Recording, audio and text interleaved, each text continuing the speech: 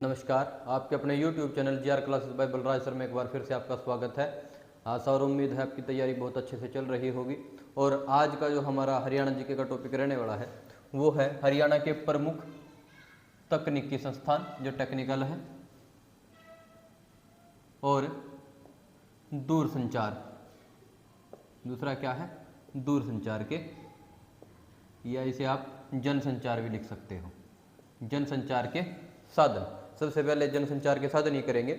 जो हमारे जनसंचार के साधन हैं वो क्या है? जो लोगों तक जो है समाचार न्यूज़ जो है वो पहुंचाने का काम करते हैं। मुख्य रूप से हम आकाशवाणी केंद्र को इसमें काउंट करते हैं। तो हरियाणा में जो है वो 3 प्रमुख आकाशवाणी केंद्र हैं। कितने हैं आकाशवाणी केंद्र? 3 हैं। 3 प्रमुख आकाशवाणी केंद्र हैं। अब ये 3 आकाशवाणी केंद्र जो हैं वो कौन कौन से हैं? सबसे पहले हम बात करते हैं 8 मई 1976। यह है आपका रोहतक में। नाम क्या है? रोहतक आकाशवाणी केंद्र, जो कहाँ है? रोहतक में है, रोहतक के नाम से है।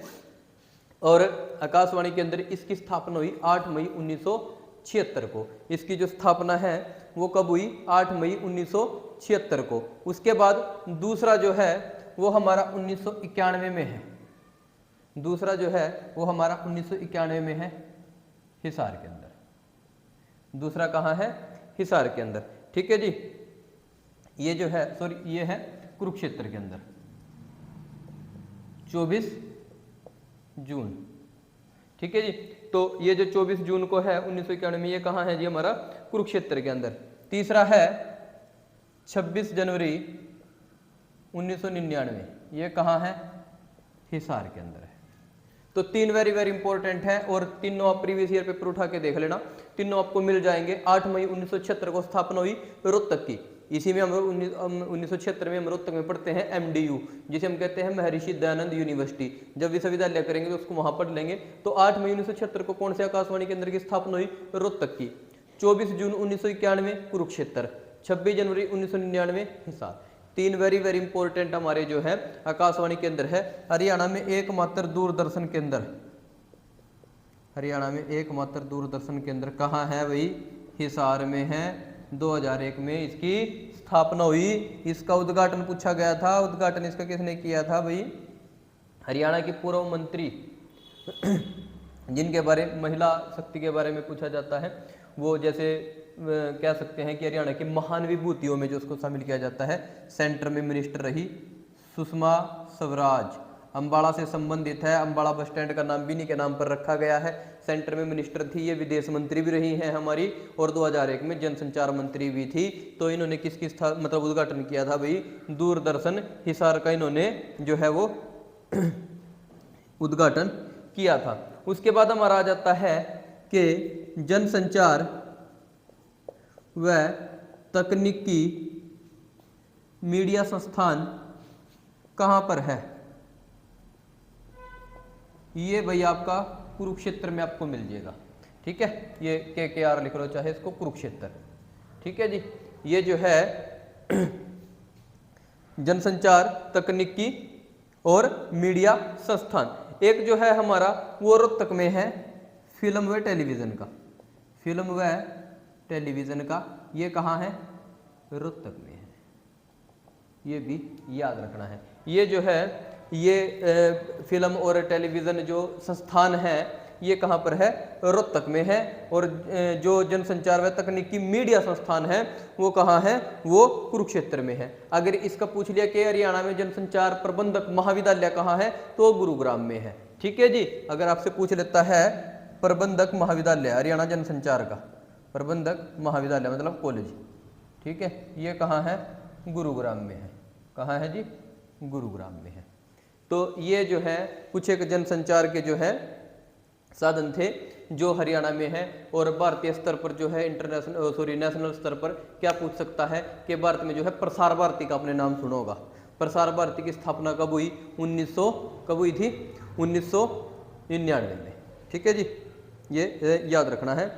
जो प्रसार भारती है, प्रसार भारती 1977 है भाई, 1977 प्रसार भारती 1977 में जो है इसकी स्थापना की गई थी। ठीक है। उसके बाद अब हम पढ़ते हैं तकनीकी संस्थान। टेक्निकल जो इंस्टीट्यूट हैं वो कौन कौन से हैं, ठीक है जी। सबसे पहले पढ़ते हैं केंद्रीय मिट्टी लवणता अनुसंधान संस्थान।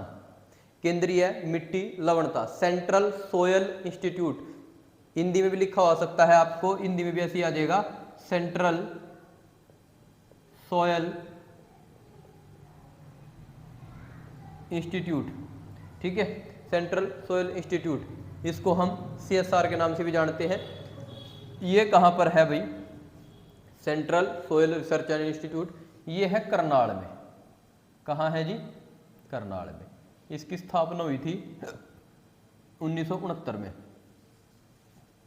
केंद्रीय मिट्टी लवणता अनुसंधान संस्थान की स्थापना 1969 में। एक आता है गेहूं निदेशालय, गेहूं निदेशालय, ये भी तकनीकी संस्थान है। ये जो है करनाल में है, इसकी स्थापना 1978 में हुई थी। करनाल में वेरी वेरी इंपॉर्टेंट जो कई बार पेपर में पूछा जा चुका है, NDRI, जिसे हम कहते हैं नेशनल डायरी, ठीक है जी। केंद्रीय डायरी जो है वो करनाल में है। इसकी स्थापना करनाल में हुई थी 1955 में। कब हुई थी, 1955 में। लेकिन इससे पहले 1923 में इसकी स्थापना कहाँ हो चुकी थी, कर्नाटका के बेंगलुरु में। ये भी याद रखना है। यहाँ तो 1955 में से स्थानांतरित किया गया है, ठीक है जी। तो करनाल में आपने जो है केंद्रीय मिट्टी लवणता पढ़ लिया जो 1969 में है, गेहूं निदेशालय पढ़ लिया 1978 में है, और NDRI पढ़ लिया जो करनाल में 1955 में है, ठीक है जी। फिर औद्योगिक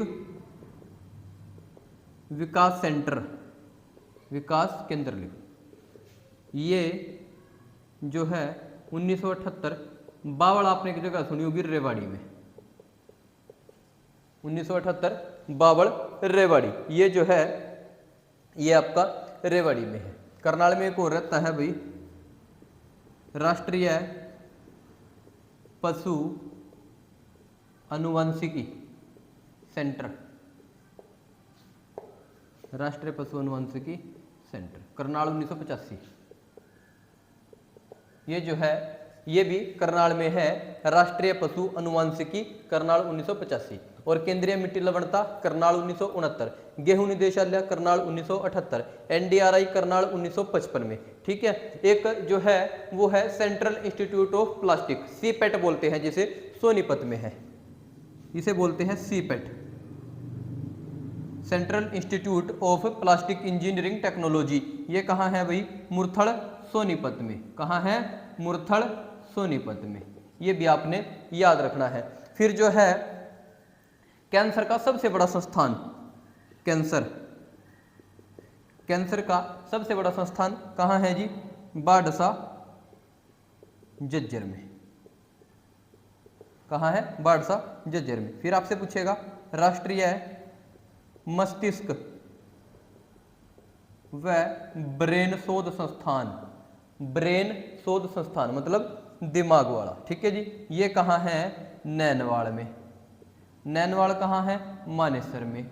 मानेसर कहाँ है, गुरुग्राम में। ये आपने याद रखने हैं, ठीक है जी। राष्ट्रीय मस्तिष्क व ब्रेन शोध संस्थान नैनवाड़ मानेसर, कैंसर का बाडसा झज्जर में है, लगभग 2200 करोड़ से निर्मित हुआ है, एकमात्र है हरियाणा में। कैंसर का कहाँ है, बाडसा झज्जर में। CPET का कहाँ है, सोनीपत में है। राष्ट्रीय पशु अनुवांशिकी, NDRI, गेहूं निदेशालय और मिट्टी लवणता, ये सभी कहाँ है, करनाल में है। ये आपने याद करने हैं। और औद्योगिक विकास केंद्र जो है 1978 हम पढ़ते हैं रेवाड़ी बावल में। एक है भाई NIT, very very important, national institute of technology, ठीक है जी, राष्ट्रीय प्रौद्योगिकी संस्थान। ये है कुरुक्षेत्र में। ये भाई कम से कम 3 से 4 बार पेपर में पूछा जा चुका होगा। NIT, national institute of technology, राष्ट्रीय प्रौद्योगिकी संस्थान, ये कहाँ है, कुरुक्षेत्र में है, ठीक है जी।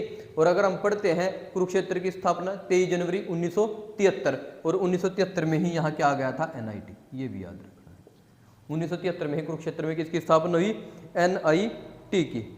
एक है भारतीय सूचना व प्रौद्योगिकी संस्थान, भारतीय सूचना व प्रौद्योगिकी संस्थान,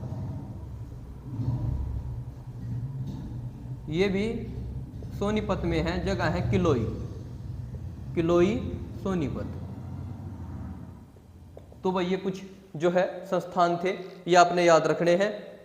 देखिए करनाल में 4 याद रखने हैं। 4 कौन कौन से हैं? मिट्टी लवणता है 1969 में, ठीक है जी। गेहूं का निदेशालय है, ठीक है। वीट भी बोलते हैं इसे, वीट, ठीक है ना, वीट रिसर्च सेंटर, ठीक है, गेहूं के ऊपर जो रिसर्च की जाती है 1978 में है। कहाँ है? करनाल में है। पशु अनुवांशिकी है, कहाँ है? करनाल में है, 1985-86 में है।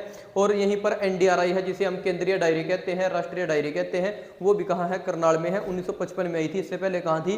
कर्नाटक के बेंगलोर में थी। 1923 में इसकी स्थापना हुई थी। राष्ट्रीय मस्तिष्क जो और ब्रेन का शोध संस्थान है वो कहाँ है? मानेसर के नैनवाड़ में, यानी कि गुरुग्राम में।